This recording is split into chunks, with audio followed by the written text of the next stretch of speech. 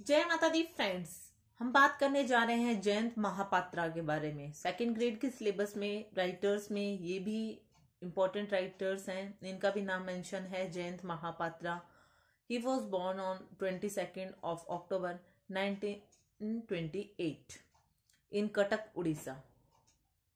तो इनका जो ऑक्यूपेशन था वो भी लेक्चरर इन फिजिक्स थे। ये भी उड़ीसा में ही थे। ऑक्यूपेशन में पहले तो ये फिजिक्स के लेक्चरर होते हैं, लेकिन ये काफी लेट एज में ये लिखना स्टार्ट करते हैं।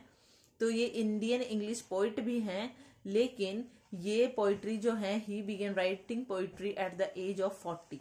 काफी लेट लिखना स्टार्ट करते हैं। इनकी पॉइंट्स में मोस्टली ओडिशाज लैंडस्केप के बारे में जो यही जो है वो ज्यादा प्रेजेंट होता है। उस टाइम की चीजें ज्यादा प्रेजेंट होती हैं अबाउट ओडिशा लैंडस्केप। अगर हम बात करें इनकी फैमिली की, तो इनकी फैमिली ने मींस इनके ग्रैंडफादर ने क्रिश्चियनिटी को अडॉप्ट किया था ड्यूरिंग द डिवास्टिंग फैमाइन इन 1866। उस टाइम पे जब अकाल पड़ा था, उस टाइम पे क्रिश्चियनिटी उन्होंने अडॉप्ट की थी इनके ग्रैंडफादर ने, चिंतामणि ने। तो जयंत महापात्रा जो थे वो क्रिश्चियन बाय इनहेरिटेंस थे, लेकिन उनकी जो अपब्रिंगिंग हुई थी उसमें काफी कुछ हिंदू कल्चर का था। तो इन दोनों ही कल्चर्स को इन्होंने टच किया है। साथ ही साथ में अगर हम देखें तो इन्होंने काफी लेट लिखना स्टार्ट किया था एट द एज ऑफ 40, और इनकी जो फर्स्ट वॉल्यूम ऑफ पोम्स आई थी वो एट द एज ऑफ 43। फिर इन्होंने काफी सारे वॉल्यूम ऑफ पोएम्स लिखी हैं। बहुत सारी पोम्स आई थी इनकी, काफी फेमस भी हुई थी। तो इस तरीके से सबसे पहले जो फर्स्ट बुक ऑफ वर्स आती है इनकी, वो कौन सी होती है, तो इनके इंपॉर्टेंट वर्क्स में हम देख लेते हैं कौन कौन से इनके जो वर्क्स हैं वो ज्यादा इंपॉर्टेंट हुए हैं। और साथ ही साथ में फर्स्ट जो वॉल्यूम ऑफ वर्स आया था इनका, फर्स्ट बुक ऑफ वर्स, वो था क्लोज द स्काई और 10/10।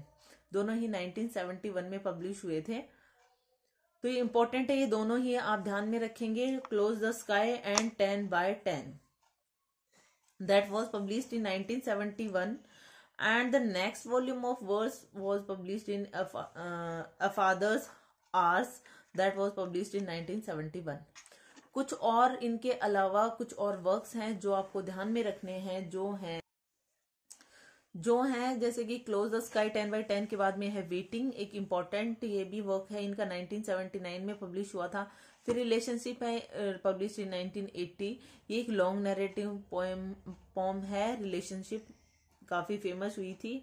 ये जो पोम है इसमें जो है history of India, history of land है, मिथ्स हैं, तो इसमें भी उन्होंने कुछ ना कुछ ओडिशा को ही टच किया है।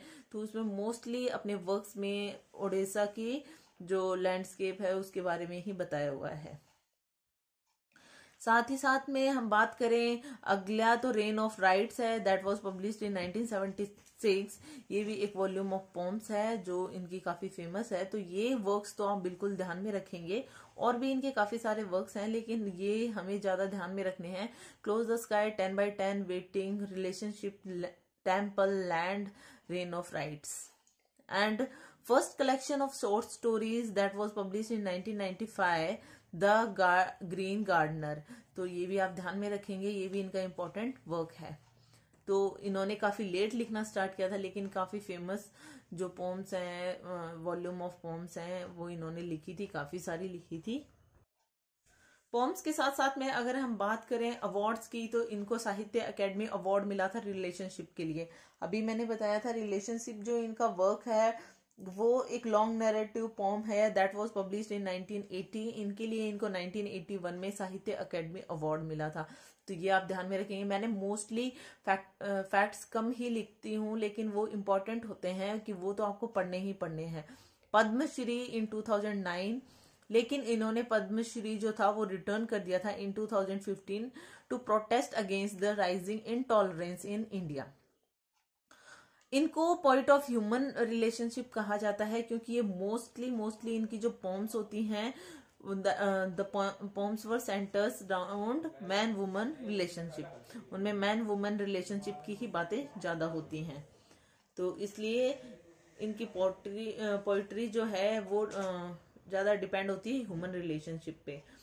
दूसरा, अगर हम कहें कि ये जो 3 मेन जो founders of English Indian poetry है उसमें ये इनका भी नाम आता है। अदर 2 जो हैं वो हैं A.K. रामानुजन और निसिम इज़ेकियल। तो इनमें इनका भी नाम आता है कि जो 3 जो main founders of Indian English poetry है उनमें A.K. रामानुजन, निसिम इज़ेकियल के साथ में इनका नाम भी आता है जयंत महापात्रा का। तो ये भी आप ध्यान में रखेंगे। साथ ही साथ में कुछ और भी इनके अवार्ड्स हैं जो मैंने इम्पोर्टेंट, जो जैसा कि मैंने बताया कि मैं इम्पोर्टेंट फैक्ट्स ही इसमें ज़्यादा लिखती हूँ।